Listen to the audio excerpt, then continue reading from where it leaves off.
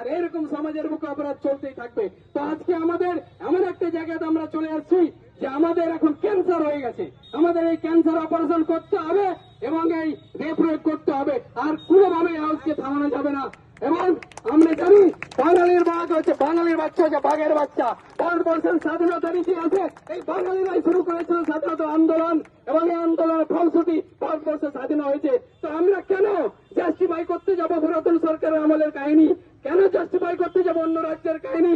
আমরা কেন বাংলায় একটা উদাহরণ স্থাপন করতে পারবো না যে এইরকম একটা ঘটনায় ন্যাক্কারজনক ঘটনার চরমতম শাস্তি পেয়ে ভারতবর্ষ তথা বিশ্বের সামনে উদাহরণ স্থাপন করবো, যাতে অপরাধীরা পরবর্তীতে এরকম ঘটনা আগে 100 বার ভাবে যে কলকাতার বুকে এরকম একটা ঘটনা ঘটছিল, বাঙালিরা ঘর ঘরের প্রতিবাদ করে এই চরমতম শাস্তি দিয়েছে।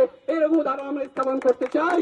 এই জন্য আজকে এত আওয়াজ। আমরা ধর্ম বর্ণ রাজনীতি বুঝি না, আমরা বুঝি এই অপরাধ আর চলতে দেওয়া যায় না, ক্যান্সারের জায়গায় চলে গেছে। তো আমরা এই আওয়াজ ততদিন পর্যন্ত জারি রাখতে হবে যতদিন পর্যন্ত এই অপরাধীর সঠিক বিচার না হচ্ছে। অপরাধীকে সঠিক বিচার না দেওয়া পর্যন্ত এই আন্দোলন বিভিন্ন জায়গায় চলুক, এই আমরা আশা প্রকাশ করছি।